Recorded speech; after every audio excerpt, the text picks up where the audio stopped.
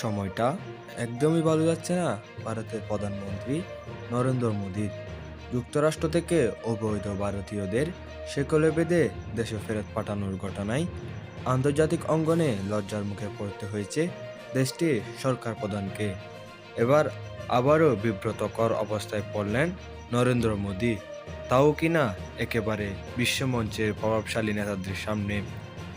ফ্রান্সের প্যারিসে সোমবার শুরু হয়েছে 2 দিনের কৃত্রিম বুদ্ধিমত্তা বা এআই শীর্ষ সম্মেলন, যেখানে অংশ নেন 100টি দেশের রাষ্ট্রপ্রধান, শীর্ষ সরকারি কর্মকর্তা, বিভিন্ন প্রতিষ্ঠানের প্রধান নির্বাহী ও বিজ্ঞানীরা।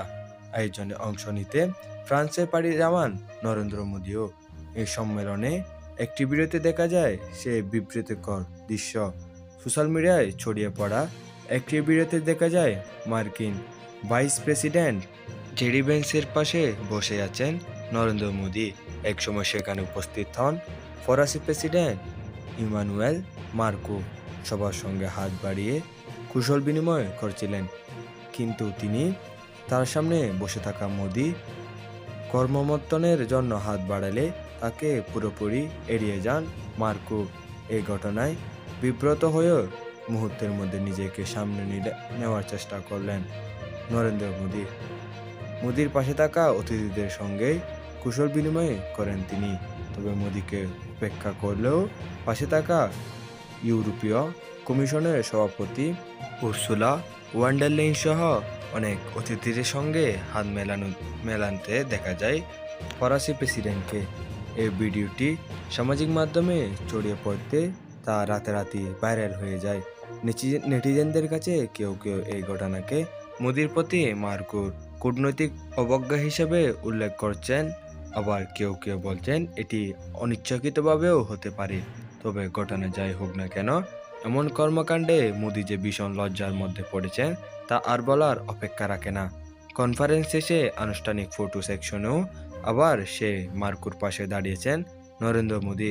ফ্রান্সের অনেক বছর ধরে ভারতের বিশ্বস্ত মিত্র হিসাবে পরিচিত, বিশেষ করে প্রতিরক্ষা খাতে অনন্য উচ্চতায় উঠে গেছে ফ্রান্স ও ভারতের মধ্যকার সম্পর্ক। দুই দেশের মধ্যে রয়েছে কয়েক বিলিয়ন ডলারের প্রতিরক্ষা চুক্তি।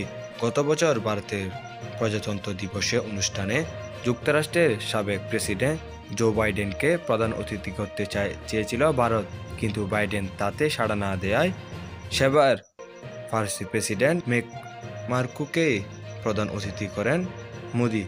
মার্কোর ভারত সফরে প্রতিরক্ষা উৎপাদনে সহযোগিতার জন্য ঘোষণা করা হয় প্রতিরক্ষা শিল্প রোডম্যাপ। একই বছরে ব্রাজিলের G20 সামিটেও হাসিতে মারতে দেখা যায় দুই নেতাকে। তবে এত উষ্ণতা থাকা সত্ত্বেও বিশ্ব নেতাদের সামনে মোদীকে উপেক্ষা করে ভারতের জন্য মার্কো নতুন কোন বার্তা দিলেন কিনা সে প্রশ্ন থেকেই যায়।